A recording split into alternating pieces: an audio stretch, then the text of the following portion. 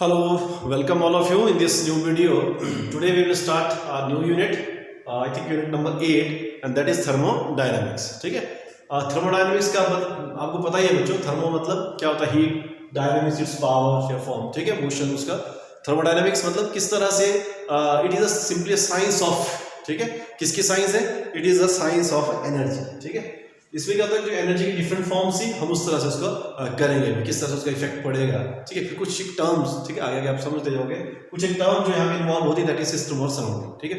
System क्या हुआ, कोई रिस्ट्रिक्टेड पार्टिकल्स, ठीक है, या किसी पर्टिकुलर रीजन में या पर्टिकुलर कंडीशन में ऑब्जर्व किया जाता है वो सिस्टम होता है, और उसके अलावा जो रेस्ट ऑफ पोर्शन होगा दैट इज सराउंडिंग, ठीक है। जैसे मतलब हम करेंगे certain finite values of pressure, volume और टेम्परेचर, ठीक है। यहाँ पे जो सबसे ज्यादा टर्म्स यूज की जाएगी प्रेशर, वॉल्यूम, ठीक है, टेम्परेचर, प्रेशर, वॉल्यूम, ठीक है। वो सारा रिस्ट्रिक्टेड कंडीशंस में काम करें दैट इज कॉल्ड सिस्टम, और उसके अलावा जो चीजें रहेगी दैट इज सराउंडिंग, ठीक है। सिस्टम अलग अलग तरह से पड़ेगा, एक ओपन सिस्टम, क्लोज सिस्टम और आइसोलेटेड सिस्टम, ठीक है। ओपन सिस्टम में क्या हुआ कि जब सिस्टम और सराउंडिंग के बीच में, ठीक है, उसका मैटर, ठीक है, उसकी हीट, उसका उसकी एनर्जीज, ठीक है, बोथ एनर्जी और मैटर, ठीक है, एक्सचेंजेस विद सराउंडिंग, ठीक है। कोई सिस्टम सराउंडिंग के साथ दोनों एनर्जी और मैटर दोनों को एक्सचेंज करे that is called open system, और अगर सिर्फ वो एनर्जी को करे और मैटर को ना करे that is called close system, और आइसोलेटेड में हो कोई कुछ भी एक्सचेंज ना करे that is called isolated system. Clear है। फिर हम इस तरह से जो अलग अलग कुछ और चीज क्या देंगे, ये एक आता है हमारे पास इंटेंसिव वेरिएबल्स, जो थर्मोडायनामिक्स वेरिएबल्स है, ठीक है, वो होगा एक्सटेंसिव वेरिएबल्स, और एक होगा एक्सटेंसिव और एक होगा इंटेंसिव और एक्सटेंसिव वेरिएबल्स। क्या क्या बोला मैंने, इंटेंसिव वेरिएबल्स और एक्सटेंसिव वेरिएबल्स। इंटेंसिव वेरिएबल्स में कौन से वेरिएबल्स आ गए, जिसके ऊपर, ठीक है, which such variables which are independent of the size of the system, ठीक है, उन्हें क्या बोलते हैं, जैसे टेम्परेचर, प्रेशर, स्पेसिफिक हीट, ये क्या होता है, it is independent of the size of system. और एक्सटेंसिव वेरिएबल्स क्या होते हैं, which depends upon the size और मास ऑफ द सिस्टम, ठीक है, जैसे volume, energy, entropy, heat capacity और इंथैल्पी वगैरह। क्लियर है। तो ये चीजें, उसके बाद हम बात करेंगे जो इनके लॉज की, ठीक है, लॉज ऑफ थर्मोडायनामिक्स, ठीक है। तो एक होता है जीरोथ लॉ ऑफ थर्मोडायनामिक्स, ठीक है, क्या होता है, जीरोथ लॉ ऑफ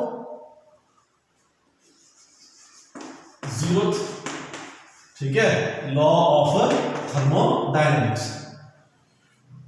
कौन सा होता है, जीरोथ लॉ ऑफ थर्मोडायनामिक्स, ठीक है, सिंपल सा, ठीक है।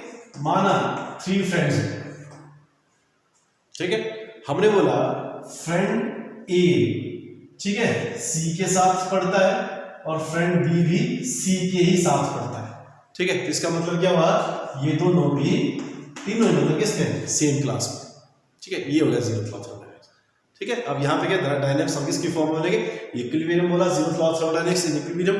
इसमें क्या होता है कि हमारे पास दो सिस्टम है, ठीक है, ए बी, ठीक है। हमने बोला कि ए सिस्टम सी के साथ इक्विलिब्रियम है और बी सिस्टम सी के साथ इक्विलिब्रियम है, तो इसका मतलब ए और बी अपने आप में किस में हो गए, इक्विलिब्रियम में हो गए, that is called zeroth law of thermodynamics.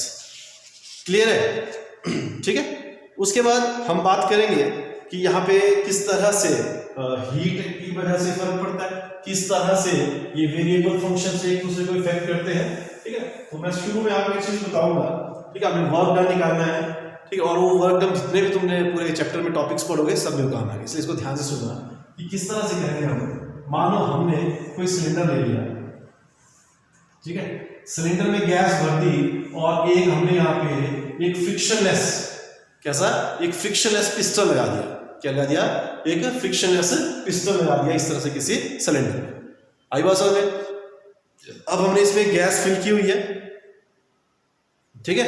अब उस गैस का क्या हुआ कि स्टार्टिंग में मानो यहां पे थे, है ना, यहां पे क्या हुआ, गैस एक्सपैंड कर गई, एक्सपेंशन ऑफ गैस। जब एक्सपेंशन हुई तो प्रेशर लगा, ठीक है, पिस्टन के ऊपर फोर्स लगी, प्रेशर लगा, फोर्स एक्सर्ट की, और वो क्या कर गया, मूव कर गया। तो मानो कितना मूव कर गया, that is displacement dx। Displacement कितनी होगी इसकी, dx। अब फिजिक्स के हिसाब से आपको पता है कि अगर आप कोई एफर्ट्स करते हैं, रिजल्ट आता है तो वर्क डन हुआ।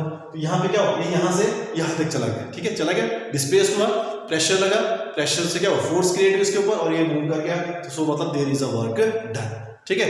तो वो वर्क डन हमने निकालना है। तो वर्क डन कितना होता है, work done it is equal to force into displacement. और फोर्स क्या होगा, फोर्स और डायरेक्टली गया ही नहीं, क्या था, प्रेशर एक्सर्ट किया, so pressure into area into ds। Area क्या होगा, इस जो पिस्टन का था इसका एरिया क्रॉस सेक्शन जहां तक गैस टच हुई इसके, ठीक है, क्लियर है। और एरिया इनटू ये लेंथ हमको पता है, that is equal to change in volume, हो गया। तो ये हो गया वर्क डन, ठीक है। अगर हमें टोटल वर्क डन निकालना है तो simply we will integrate this within the limit v1 से लेके v2 या vi से vf तक, ठीक है।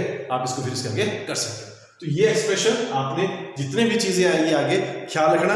करना क्या है कि हमने एक गैस ली, हमने एक सिलेंडर लिया, उसमें गैस है, उसे फ्रिक्शनस पिस्टन लगा हुआ है, उसका एरिया क्रॉस सेक्शन क्या है, ए है, ठीक है।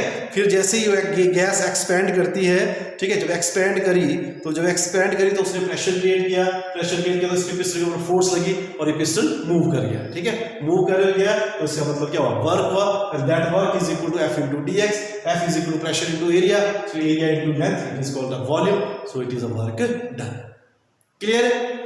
अब इसके बाद हम बात करते हैं, याद रखना इसको आगे भी काम आएगा, इसके बाद बात करते हैं हम फर्स्ट लॉ ऑफ थर्मोडायनामिक्स की। किसकी बात करते हैं, first law of thermodynamics.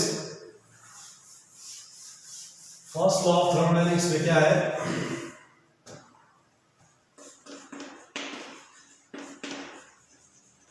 First law of thermodynamics, ठीक है। थर्मोडायनामिक्स इट इज अ क्या होता है, first law of thermodynamics it is a law of conservation of energy, ठीक है।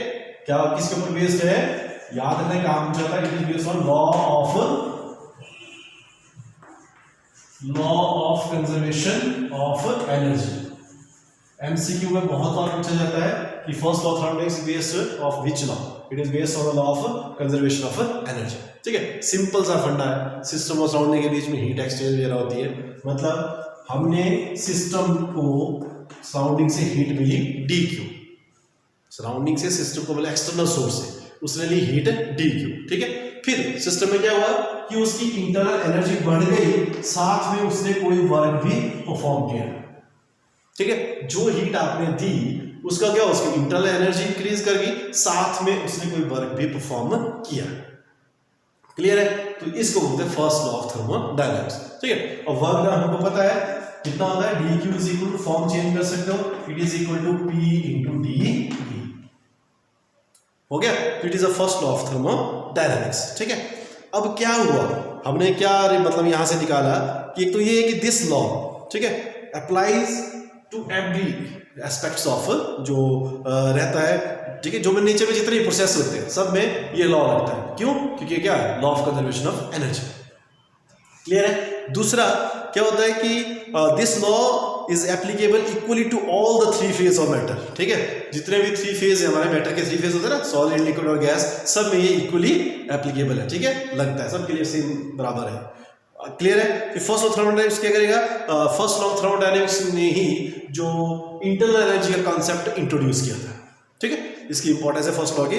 फिर जो फर्स्ट लॉ ऑफ थर्मोडायनामिक्स से तो उसने जो इक्विवेलेंस जो था, एसेंशियल इक्विवेलेंस जो रही किस किस के बीच में, वर्क और हीट के बीच में स्पेशल इक्विवेलेंस सेट किया, क्लियर है। और उसके बाद सारी की सारी थ्री क्वांटिटीज, ठीक है, ये हीट एनर्जी, इंटरनल एनर्जी और ये वर्क डन, ठीक है, और ठीक है, ये हम इसको यूनिट्स के फॉर्म में, जूल या कैलोरी के फॉर्म में इसको एक्सप्रेस कर सकते हैं, क्लियर है। तो ये था फर्स्ट लॉ ऑफ थर्मोडायनामिक्स के बारे में। फिर यहाँ पे कुछ साइन पूछे जाते हैं, ये पॉजिटिव कब है, नेगेटिव कब है। Suppose heat absorb by the system हो, heat is absorb by the system, तो dq को क्या लेंगे हम, पॉजिटिव, ठीक है, ठीक है। तो dq क्या हो जाएगा, पॉजिटिव, कब, when heat is absorb by the system या heat is supplied to the system, ठीक है। जब ये विड्रॉ की जाती है तो क्या हो जाएगा, माइनस, जब सप्लाई किया गया तो ठीक है, जब विड्रॉ की गई तो माइनस, अदरवाइज ये पॉजिटिव, ठीक है। और गैस अगर एक्सपेंड करती है, if the gas expends, work is done by gas, अगर ठीक है एक्सपेंड करते हैं तो work is done by the gas, तो उस केस में जो वर्क डन होता है वो क्या लेना हमने, पॉजिटिव, वर्क डन क्या लेंगे हम उसको, पॉजिटिव। कब लेंगे work done positive, when gas expends, ठीक है। जब वो कंप्रेस होती है तो वर्क डन क्या होगा, work is done on the gas, work done by the gas और ऑन द गैस, समझ गए। उस केस में क्या जाएगा, नेगेटिव। ठीक है, तो इस तरह जो साइंस हैं, जो साइन के इसके रहेंगे उसको आप ध्यान से करें क्योंकि ये बड़े इंपॉर्टेंट रहेंगे। क्लियर है, तो ये था थर्मोडायनामिक्स के बारे में और इसके लॉस के बारे में। ठीक है, आगे हम इक्वेशंस पढ़ेंगे इसकी, ठीक है, एडियाबैटिक आइसोथर्मल इक्वेशंस पढ़ेंगे, फिर उसका work done by the adiabatic isothermal equation करेंगे। तब तक के लिए बहुत इंपॉर्टेंट, ऐसे करें, इनकी सहायता आपको आगे करने के लिए आसान है। So thank you very much.